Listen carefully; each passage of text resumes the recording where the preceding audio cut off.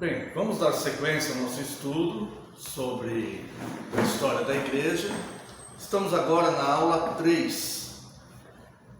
Eu quero recapitular algumas coisas que nós vimos até agora. Tá?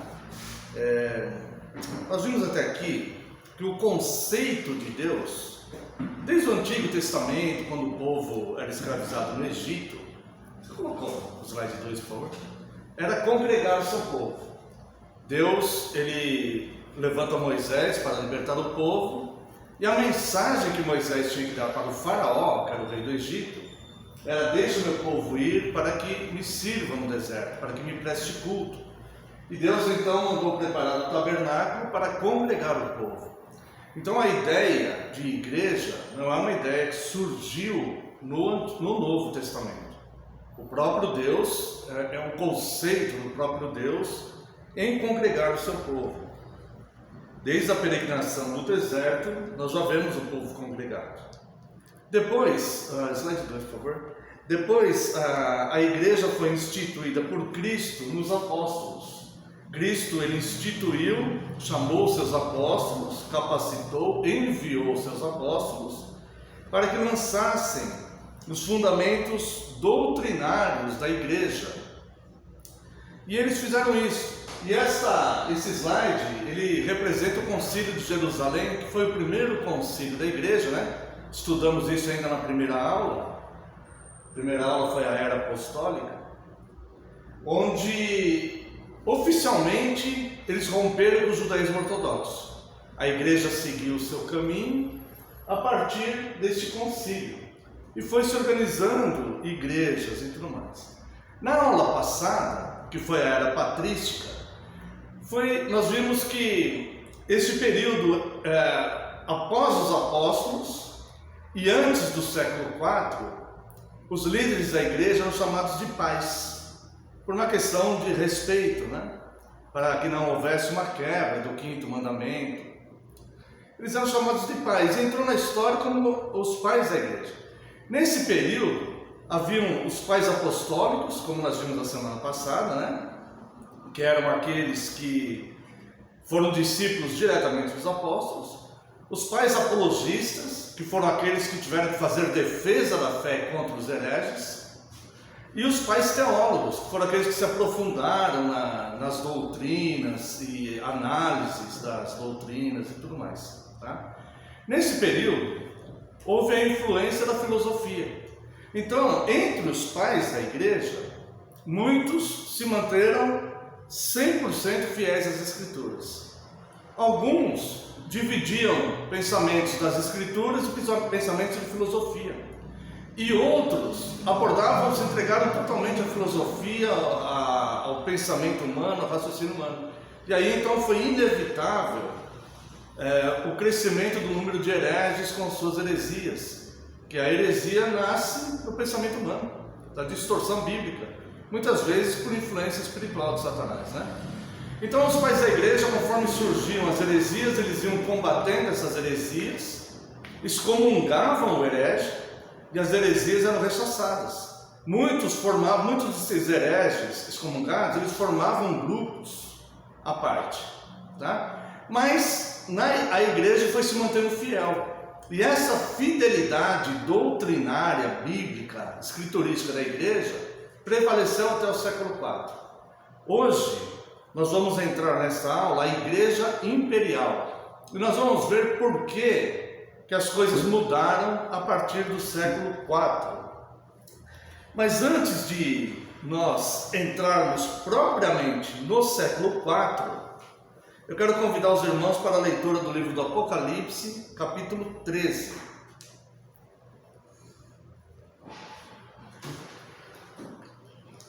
Nós não vamos abordar a doutrina, mas eu quero marcar aqui este território.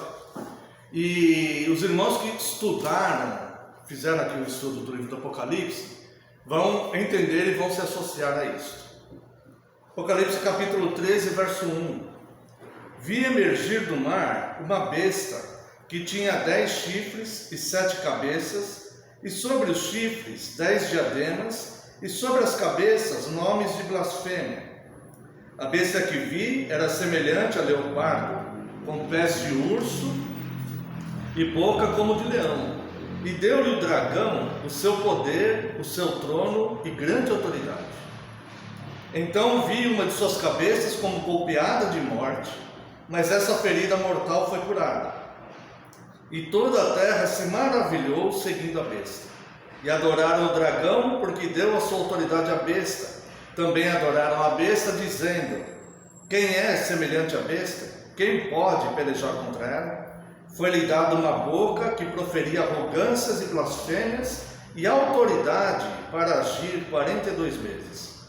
E abriu a boca em blasfêmias contra Deus, para lhe difamar o nome, difamar o tabernáculo, a saber, os que habitam no céu. Foi-lhe dado também que pelejasse contra os santos e os vencesse. Deu-se-lhe ainda autoridade sobre cada tribo, povo, língua e nação. E adorá-la-ão todos os que habitam sobre a terra, aqueles cujos nomes não foram escritos no livro da vida do Cordeiro, que foi morto desde a fundação do mundo. Se alguém tem ouvidos, ouça. Se alguém leva para cativeiro vai. Se alguém matar a espada, necessário é que seja morta a espada. Aqui está a perseverança e fidelidade dos santos. Então nós vemos aqui que essa besta, quando estudamos o Apocalipse, chegamos à conclusão que era o poder do Estado. E aqui diz que foi-lhe dado o poder para blasfemar contra Deus, perseguir os santos e os vencerem. E nós vimos aqui, tem um slide 4, hein? Que isso aconteceu durante o período do Império Romano. O Estado que ferozmente perseguiu a igreja. A igreja fiel era muitas vezes lançada, as famílias inteiras de cristãos, nas arenas, para serem devorados por feras, conforme diz aqui, tá? Agora, nós vimos esta passagem aqui do livro do Apocalipse, falando sobre o Estado mesmo, o Estado político.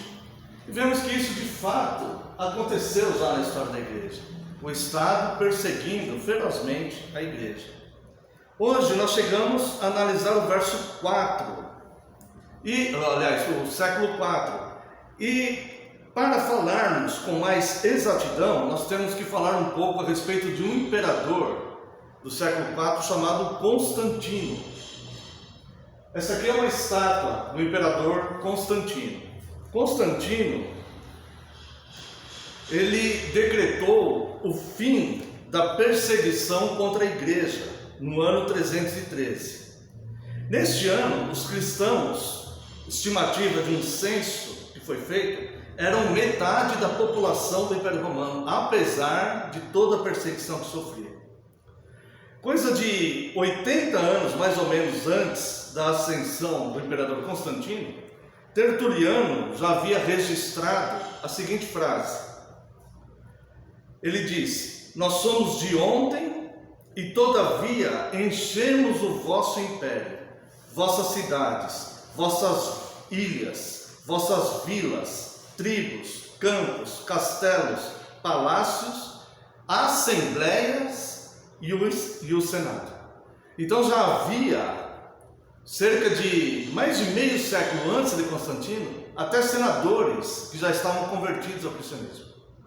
E Constantino, então, no ano 313, ele vai fazer um edito, na verdade no ano 312 mais ou menos, ele vai fazer um edito, que é conhecido na história como Edito de Tolerância, quando ele decreta então que o cristianismo pode ser praticado livremente, tá? Alguns atribuem a ele a oficialização do cristianismo no Império Romano. De fato, ele deu o início dessa oficialização, mas formalmente foi o imperador Teodósio, que nós vamos ver já, tá? Vamos ver como que Constantino mudou então toda essa postura do Império Romano que perseguia os cristãos, tá?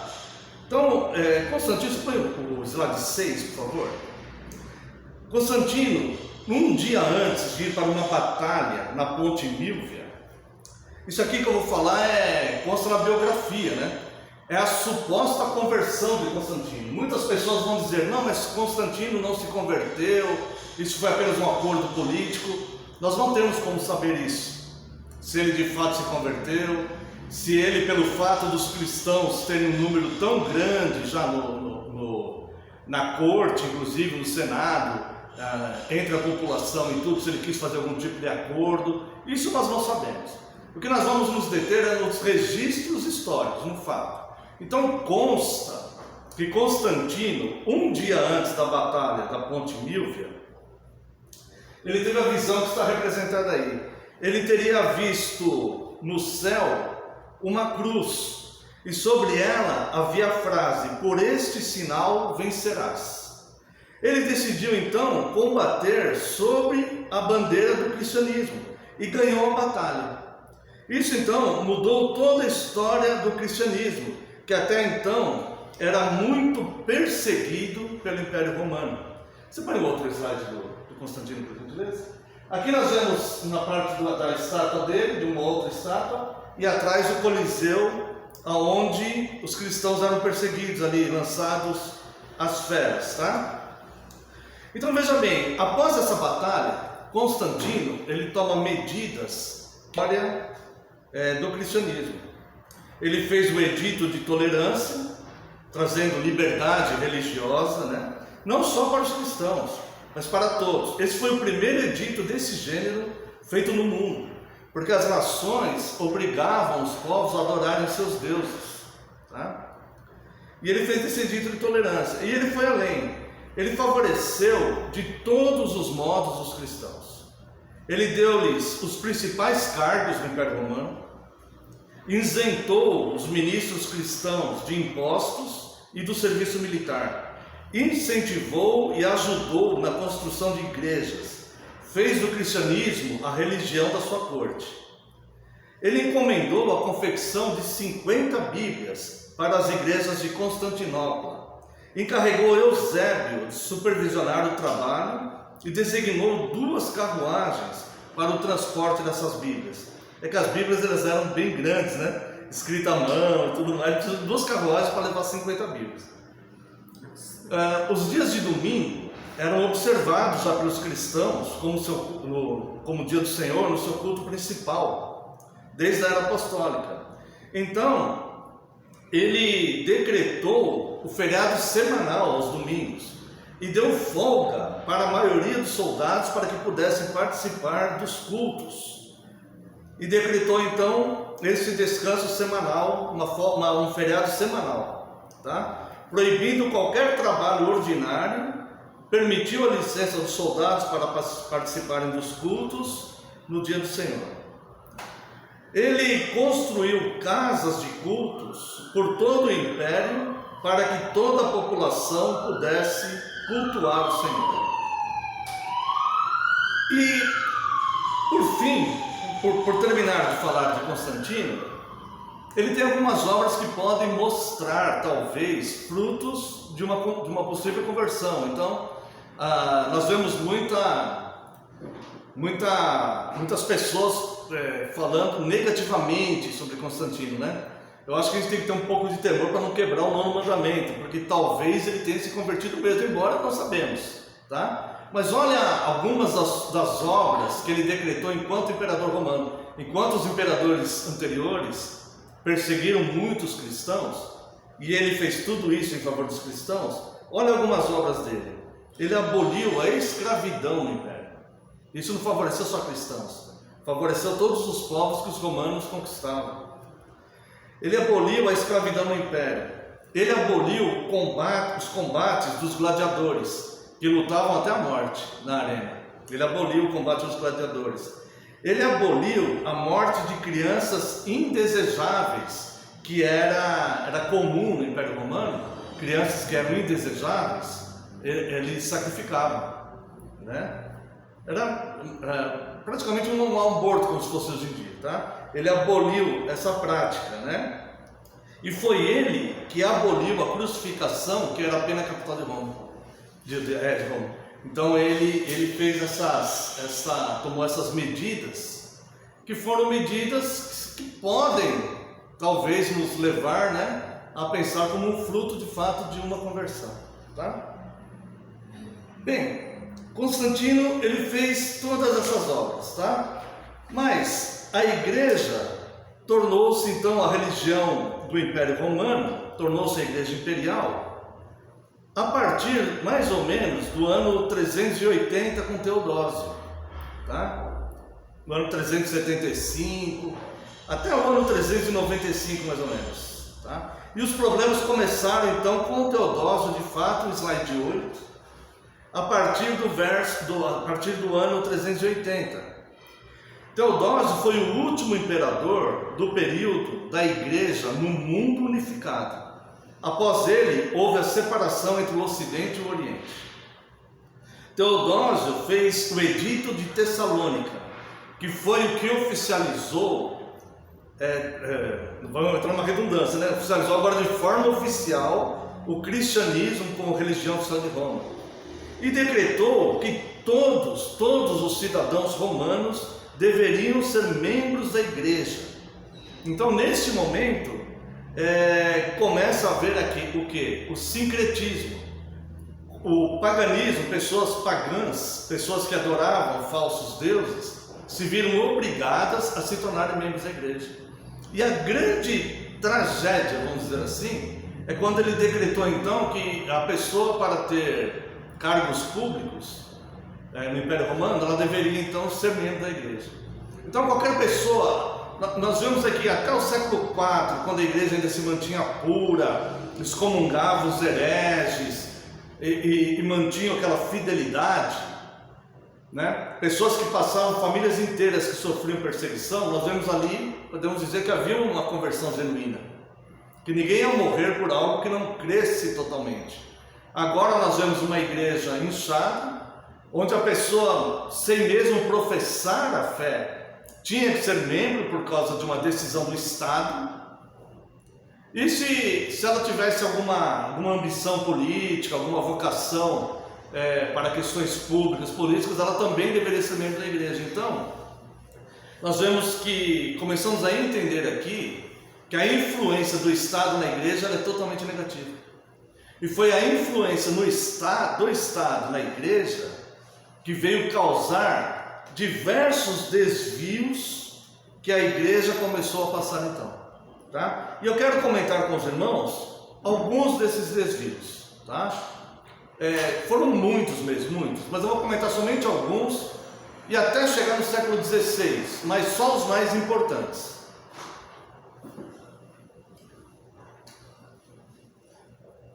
Vamos ver aqui.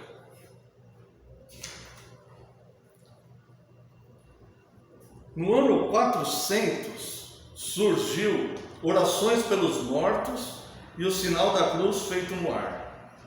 No ano 431, Maria é proclamada Mãe de Deus. No ano 593, o dogma do purgatório começa a ser ensinado.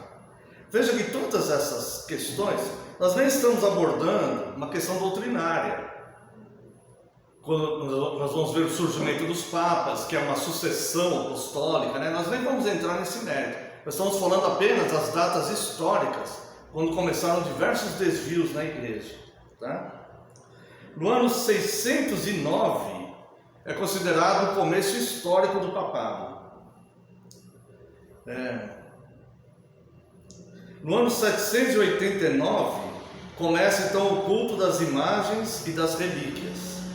No século IX, já no ano 819, a festa da Assunção de Maria. Ano 880, canonização dos santos. Veja que isso veio acontecer somente no século IX. Canonização dos santos. Tá? No século X, ano 1000, Maria é canonizada. Cânon da missa. Ano 1074, no século XI, é proibido o casamento de sacerdotes. 1075, os sacerdotes casados devem divorciar-se compulsoriamente cada uma das suas esposas. Ano 1095, indulgências plenárias. Então começou a cobrança de indulgências que foi um dos motivos de Martinho Lutero trazer a reforma, que nós vamos analisar, não na próxima aula, na outra ainda, na quinta aula. Ano 1115, a confissão é transformada em artigo de fé, ou seja, a pessoa tem que confessar ao sacerdote para obter a absolvição. No ano 1160, século XII, estabelecidos 7 sacramentos. Agora, uma das páginas mais terríveis da história da influência do Estado na Igreja acontece no século XII, no ano 1125. No século XII, no ano 1186, o Concílio de Verona estabelece a Santa Inquisição, chamada de Santo Ofício, que depois viria a ser ordenada pelo Papa Gregório IX no ano 1233. No ano 1190, estabelecida a venda das indulgências, ou seja, o perdão dos pecados tinha que ser comprado a dinheiro. No século XII, no ano 1200, o uso do rosário. No século XIII, no ano 1215, a transubstanciação é transformada em artigo de fé. Transubstanciação é a crença que no pãozinho ali da hóstia, Cristo se transforma naquele pão, tá? Ou melhor, aquele pão se transforma em Cristo. No ano, 5 anos depois, em 1220, foi decretada a adoração à hóstia. Então começa-se a adorar aquele pedaço de pão, tá? No ano 13, 1226, 1229, proíbe-se aos leigos a leitura da Bíblia. Veja que isso aqui, irmãos, foi do século 13 ao século 16. São 3 séculos onde leigos foram proibidos de ler a Bíblia. Somente os sacerdotes católicos romanos poderiam ler a Bíblia. Quem tinha um exemplar, lia, tá? No século XIV, ano 1313, a Igreja Católica Apostólica Romana é proclamada como sendo a única verdadeira e somente nela o homem pode encontrar salvação. No século XIV, no ano 1311, a procissão do Santíssimo Sacramento e a oração da Ave Maria foi decretada. No ano 1414, definição da comunhão com um só elemento da hóstia. O uso do cálice fica restrito ao sacerdote. Tá? E no século XV, no ano 1439, os 7 sacramentos e o dogma do purgatório são transformados em artigos de fé. Outros desvios vão acontecer ali a partir de 1546, mas nós vamos estudar mais para frente no movimento contra a reforma. Tá? Então o que nós estamos vendo? A partir de Teodósio, o Estado começa então, enquanto Constantino, o imperador, ele trouxe um certo alívio para a igreja, ao parar a perseguição, favorecer os cristãos, né? E tomou outras medidas também boas para pessoas que sofriam, como escravos, por exemplo, né? Teodósio, então, ele usa a máquina do Estado para interferir na igreja, e a igreja então começa a ter um monte de desvios. Por quê? Porque agora a igreja não era formada somente por cristãos genuínos, mas todo cidadão romano tinha que ser membro da igreja. Então toda aquela luta que nós vimos na aula 1 e na aula 2, dos apóstolos e dos pais da igreja, agora não tinha mais como evitar, porque as heresias então surgiam e permaneciam na igreja. Devido bem, o malefício que foi a influência do Estado na igreja, e como que começou a ficar cada vez mais evidente a necessidade de uma reforma, a necessidade da reforma na igreja, tá? No século... Você pode pôr o slide 10, o slide 9, tá? As cruzadas, elas surgiram, elas foram do século 12 até o século 18, tá? As cruzadas, elas eram uma ação militar. Obviamente, é uma ação de Estado. Então, qual que era um dos principais objetivos das cruzadas? Era evitar que muçulmanos tomassem territórios. Então, a igreja lutava contra muçulmanos. Na verdade, a primeira cruzada ela funcionou bem no sentido militar, porque os muçulmanos estão tomando Jerusalém e as cruzadas impediram os muçulmanos de tomarem Jerusalém. Só que mais tarde os muçulmanos tomaram Jerusalém de novo. E eles então fizeram diversas investidas da cruzada, que eram operações militares. Mas, irmãos, eu volto a repetir, esta ação em conjunto, igreja e Estado, ela não pode prevalecer, porque ou você vai servir a igreja, que vai ter um trabalho piedoso, espiritual, social, ou você vai servir ao Estado, que ambiciona poder, né, e manipulação aí de bens e tudo mais, tá? Por que não dá certo? Porque surgem as heresias e o Estado entra com o poder de força. Uma das heresias que surgiu quando as cruzadas começaram a fracassar é que alguém se levantou e disse que para recuperar os territórios perdidos, Deus só concederia esta graça se crianças puras e inocentes fossem lá e tomassem. O que o Estado fez então? Colocou uma legião de crianças na frente de batalha. Nessa questão histórica, você pode até rastrear isso, né? Procure para você buscar informações sobre a cruzada das crianças, tá? Isso aconteceu na Alemanha, na França. Então esta ideia que surgiu de alguém em nome de Deus, irmãos, é assustador. Os que falam, os que pensam, que falam em nome de Deus, é assustador, porque quem fala em nome de Deus é a Escritura, é a Bíblia que Deus revelou. E alguém lá teve uma revelação então que os territórios só seriam reconquistados se crianças puras e inocentes fossem reconquistadas. O resultado disto é que eles não reconquistaram territórios, a profecia falhou, muitas crianças morreram e outras crianças se tornaram escravos dos muçulmanos, foram levados cativos pelos muçulmanos. Ou seja, desgraçaram a vida de diversas crianças e diversas famílias, em nome de Deus. Então a ação do Estado, essa história aí das cruzadas, das cruzadas das crianças, alguns dizem que eram pessoas bem jovens, com 16, 17 anos e tal, e outros historiadores dizem que eram crianças mesmo, crianças de 12, 11 anos, 10 anos, porque eles queriam encontrar pureza nessas crianças, então dava ali um treinamento para eles e colocava para lutar contra soldados dos exércitos. Obviamente isso não ia dar certo, né? E muitas pessoas morreram, muitas crianças morreram e outras foram lançadas como escravos. Páginas tristes que nós devemos contar como história da igreja. Páginas terríveis que a igreja verdadeira de Cristo nunca concordou com isso. Isso era uma ação do Estado romano. Ainda era uma ação do Estado romano, tá? Como nós vemos ali em Apocalipse 13, uma ação do Estado. No entanto, é possível você ver aulas seculares e comentaristas dizendo que era a guerra santa, a guerra de cristãos contra muçulmanos. Nunca se fala que é a guerra de uma determinada igreja, mas sempre se fala dos cristãos, né? Porque ali levava o nome dos cristãos. Mas nós sabemos que a igreja verdadeira sempre se manteve fiel e querendo buscar o serviço piedoso.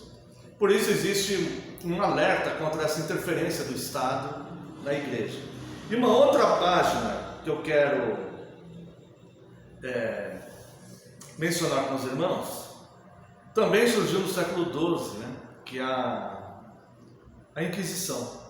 Ela se fortaleceu no século XII. Você pode colocar o slide 11, por favor? Esse é o Papa Gregório IX, ou Gregório IX. Ele decretou a Inquisição. Qual que era o objetivo da Inquisição?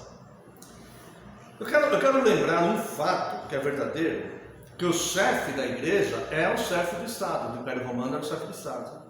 Tá? E até hoje, na Igreja Católica Romana, o chefe da igreja é chefe do Estado. O Vaticano é um Estado independente.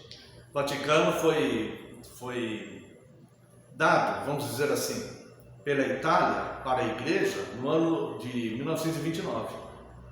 E o Tratado de Latrão. E o chefe do Vaticano, que é o Papa, é também o chefe da Igreja. Então ele é chefe de Estado e chefe da Igreja. Tá?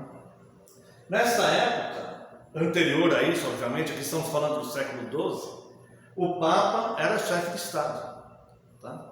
E ele decretou a Inquisição. Qual era o objetivo da Inquisição? O objetivo da Inquisição era afastar ou punir qualquer pessoa que não professasse ser católico romano. Esse foi o objetivo da Inquisição.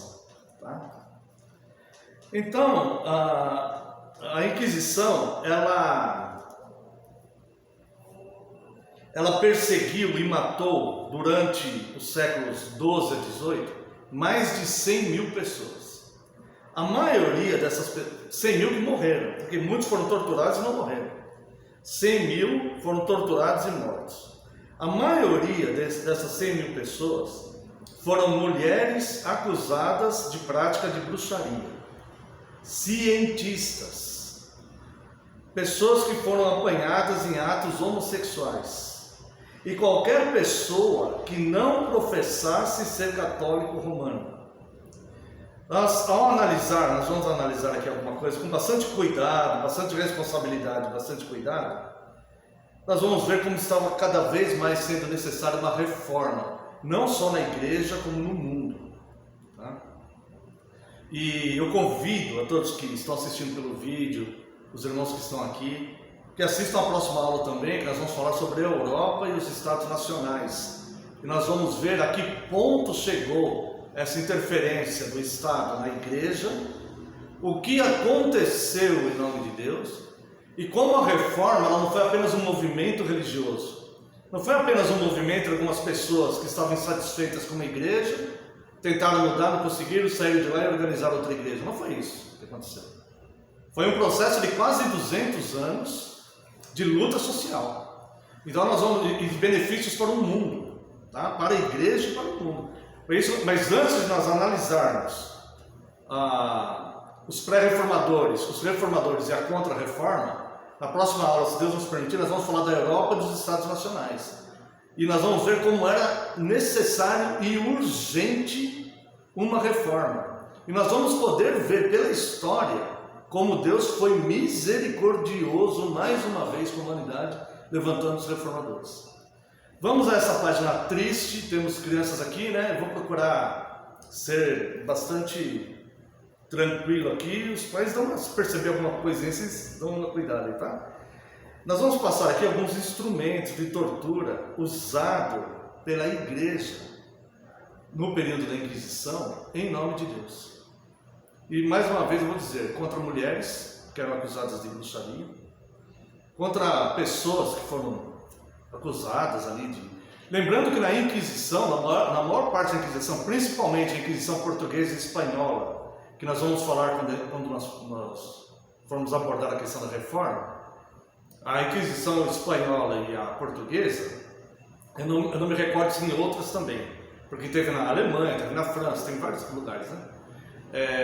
A espanhola e a portuguesa, qualquer cidadão membro da Igreja Católica poderia acusar alguém e não precisaria nem ouvir a pessoa só era convidada a professar ser cristão, a ser católico. Qualquer pessoa poderia ser acusada de bruxaria, ou de qualquer católico romano poderia acusar. Tá? Então vamos lá. Vamos ver aqui alguns instrumentos que foram usados para isso, né? O slide 12, por favor. Vocês cuidam aí das crianças? Eu tenho um pouco de preocupação aí com as crianças. Isso daí é a roda, tá? Então o que eles faziam? Era uma roda de madeira com uma manivela, né? E embaixo ali eles colocavam uma espécie de carvão, como se fosse fazer um churrasco ali. E normalmente eles iam virando ao contrário. Então, por exemplo, passava as extremidades ali do fim do corpo, né? Do joelho para baixo.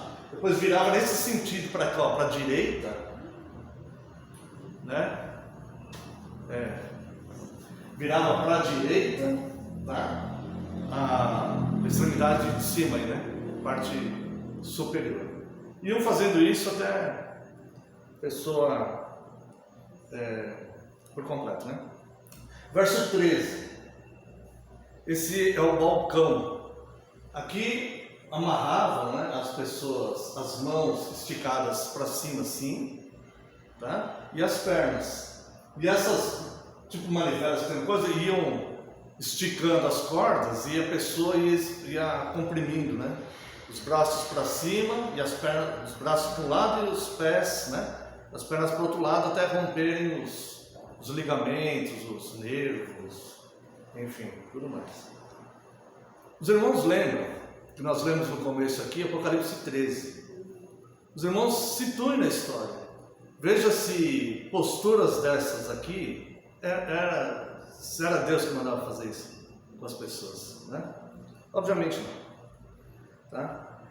O slide 14 e o 15, que são praticamente o mesmo, né? Pode deixar um pouquinho no 14 e depois no 15. Isso daí era chamado de berço de Judas. Esse triângulo aí era de metal. Então eles amarravam a pessoa lá em cima e sentavam. Esse metal fazia estreito, né? Como uma pirâmide assim.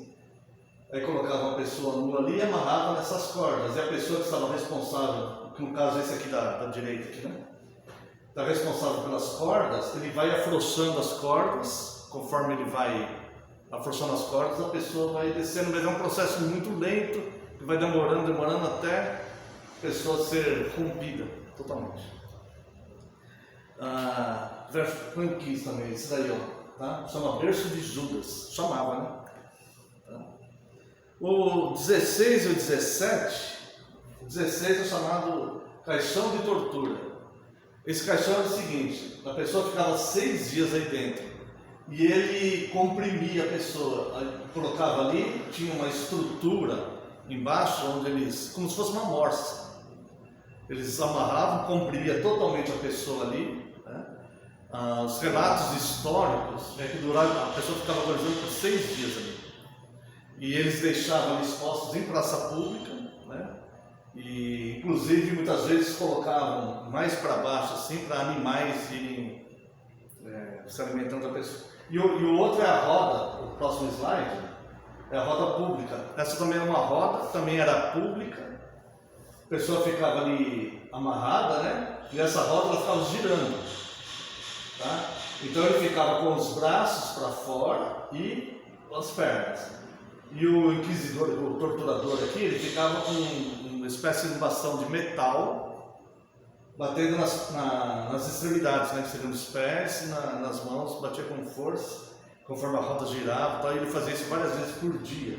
Ele subia lá e fazia isso várias vezes por dia, e a pessoa ficava lá exposta ao sol.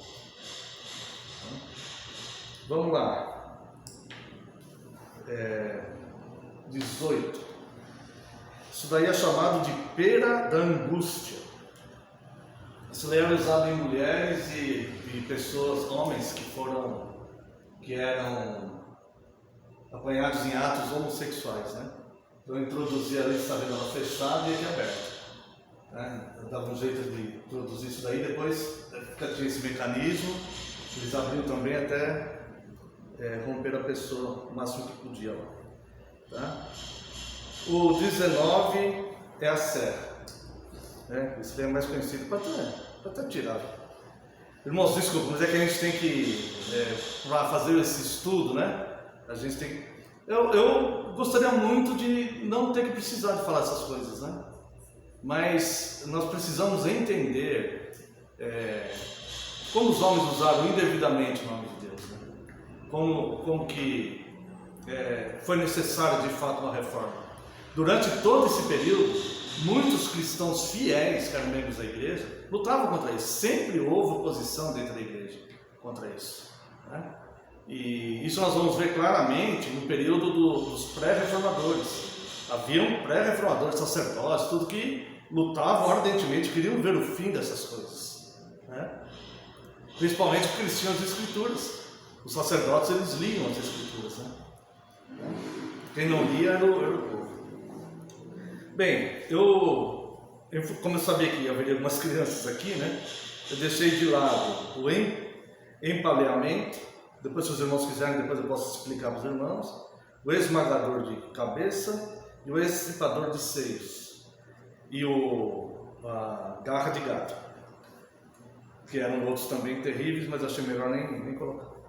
Então a Inquisição, irmãos, ela foi dos séculos 12 a 18 e matou muitas pessoas, tá? Eu vou fazer um comentário aqui do ano 1534, que já é no século XVI, porque nós vamos abordar alguma coisa no futuro, mas eu vou registrar aqui porque nós estamos falando da Inquisição, né? No ano 1534, um padre chamado Inácio de Loyola, ele criou a Ordem dos Jesuítas. E a Ordem dos Jesuítas ela foi reconhecida em 1540. E a Ordem dos Jesuítas, ela instituiu a Inquisição portuguesa e a espanhola. E eu estou falando isso agora porque ela atingiu diretamente o Brasil, né? E os huguenotes que Calvino mandou evangelizar o Brasil. No século XVI, Calvino mandou huguenotes franceses virem evangelizar o Brasil, né? E eles acabaram escrevendo até a Declaração de Fé da Guanabara, esses huguenotes franceses, tá? E aí então depois a gente vai analisar isso lá para frente, tá? Para que a gente possa terminar essa aula de hoje, eu quero ressaltar o que nós lemos aqui. No ano 1190, a venda de indulgências. Isso aqui só cresceu até trazer a indignação em Martim Lutero, quando ele escreve suas 95 teses. A grande parte das 95 teses era referente à venda de indulgências, tá? Então, só ressaltando isso, foi no ano 1190. No século XIII, no ano 1215, você pode pôr o slide 20, por favor? Surgiu a ideia, né, ou melhor, se tornou artigo de fé a ideia da transubstanciação. Eu acho que esse é o 21, né? Acho que era aquele que estava. Isso, esse aí. A transubstanciação, tá? A transubstanciação, como os irmãos sabem, é a crença que a hóstia, né, ela se transforma literalmente no corpo de Cristo, tá? Isso trouxe idolatria, porque começou a haver no ano seguinte adoração, né, a um elemento material feito pelas mãos humanas, tá? E isso foi um dos motivos também que despertou muita indignação nos pré-reformadores e nos reformadores, tá? E o slide 21 aqui é a adoração à hóstia, né? Então, a hóstia então, é decretada no ano 1220, adoração à hóstia. Você pode pôr o slide 1, por favor? Então, nós vimos aqui que o Estado, a interferência do Estado na igreja, foi de ações estatais, ação de governantes, de políticos, de estadistas que querem poder, que querem absolutismo, né? E não propriamente da igreja. Agora eu quero convidar os irmãos a novamente voltarmos ali no Apocalipse 13. Tá? Nós vimos a besta que emerge do mar e nós entendemos isso como o Estado, o poder do Estado. Tá? Agora, aqui diz, né, que é como esse Estado, é como se tivesse morrido, mas não morreu. E ele voltou. Diz isso no texto, né? E agora veja, a partir do verso 11, nós vamos ler até o verso 12 só. A besta que emerge da terra. Vi ainda outra besta emergir da terra, possuía 2 chifres, parecendo cordeiro, mas falava como dragão. Enquanto a primeira estatal possuía 10 chifres, uma força de poder muito maior, como o Império Romano, esta possuía só 2. Mas tinha aparência de cordeiro, ou seja, como se fosse a igreja. Tinha aparência de cordeiro, mas falava como dragão. Agora olha só, exerce toda a autoridade da primeira besta na sua presença. Faz com que a terra e seus habitantes adorem a primeira besta, cuja ferida mortal fora curada. Ou seja, foi decretado aqui que a salvação só se fosse por esta igreja. E para finalizar, meus irmãos, aqui em Apocalipse 17, né, nós vamos ler aqui do 3 ao 6. Transportou-me o anjo em espírito a um deserto e vi uma mulher aqui, né, os irmãos lembram quando estudamos o Apocalipse, né? É duas mulheres, né? Uma fiel, outra infiel. As duas representam a igreja. Uma representa a igreja fiel, outra representa a igreja infiel. Então transportou-me o anjo em espírito a um deserto e vi uma mulher montada numa besta, escarlate, que é a cor do Império Romano. E essa cor, ela é evidenciada até hoje no estado, né? Tá? Transportou-me o anjo em espírito a um deserto e vi uma mulher montada numa besta escarlate, besta repleta de nomes e blasfêmias, com 7 cabeças e 10 chifres. A de 10 chifres é o estado, né? Achava-se a mulher vestida de púrpura e de escarlata, adornada de ouro, de pedras preciosas e de pérolas, tendo na mão um cálice de ouro, transbordante de abominações e com as imundícias da sua prostituição. Na sua fronte,